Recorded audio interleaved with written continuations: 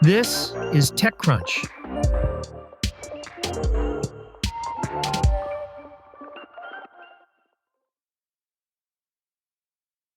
Imagine a world where your credit card no longer works, your Amazon account is shut down, and using US tech companies is no longer an option. It's almost impossible to shop online, wire bank transfers to an overseas family member, or rely on anything that involves the United States, including the US dollar.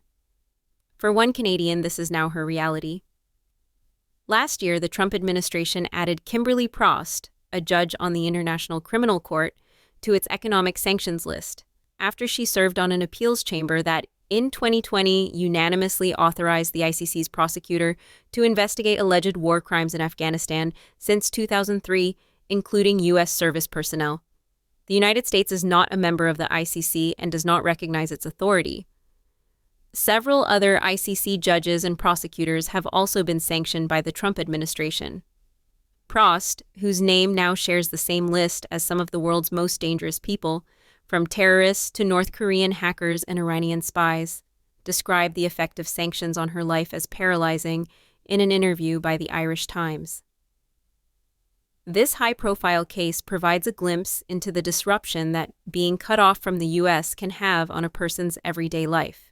Lawmakers and government leaders across Europe are growing more aware of the looming threat facing them at home and their over-reliance on U.S. technology.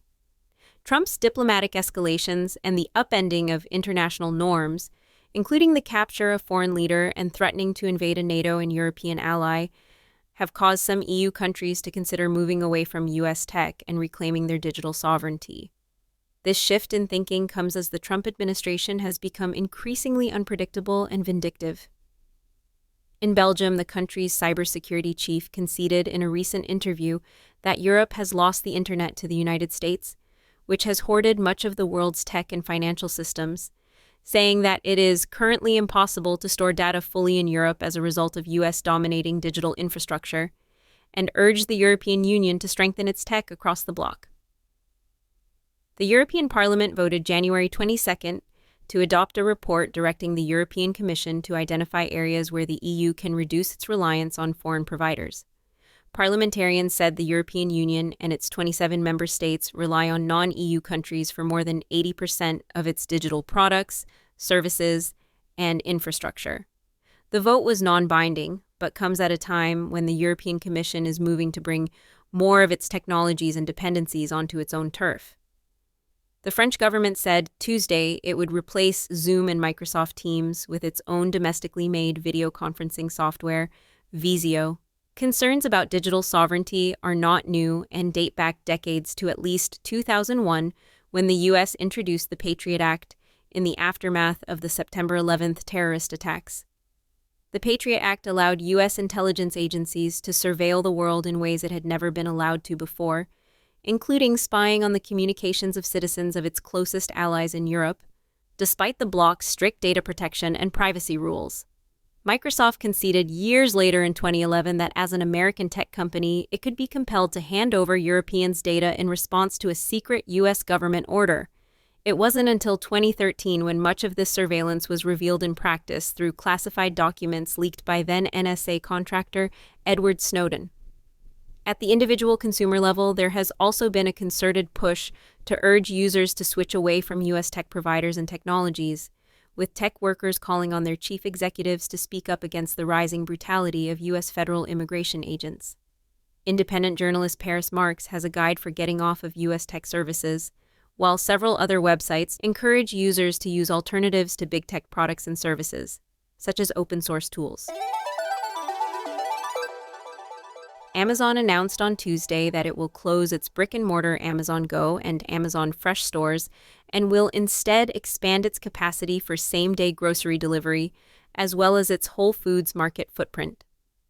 These stores were used to grow Amazon's cashierless Just Walk Out technology, which tracks what items customers grab, allowing them to pay for their groceries without a more formal checkout process. The company is instead focusing on offering that technology to third parties, like concession stands at sports stadiums. The company said, "While we've seen encouraging signals in our Amazon-branded physical grocery stores, We haven't yet created a truly distinctive customer experience with the right economic model needed for large-scale expansion. These retail closures will not impact customers who use Amazon for grocery delivery. It's not surprising that Amazon will divest from its branded retail stores, given that Amazon has been cutting down on its physical retail presence over the last few years. Upon closing down some stores in 2024, an Amazon spokesperson said that the company couldn't make the economics work with the lease cost. Amazon isn't giving up on the brick and mortar side of its business, though. Instead, it will embrace the fact that people have a stronger brand affinity with Whole Foods Market than the Amazon Go convenience store. Amazon will open more than 100 new Whole Foods stores over the next few years. The company says Whole Foods has seen over 40% sales growth and expansion to 550 stores since it was acquired by Amazon in 2017. Amazon also plans to open more Whole Foods Market Daily Shop locations, a smaller version of the grocery store with an emphasis on convenience and grab-and-go meals. These seem similar to the idea behind Amazon Go and Amazon Fresh stores, but people probably feel better about grabbing a salad from Whole Foods than the Amazon Fresh store, even though they're the same company.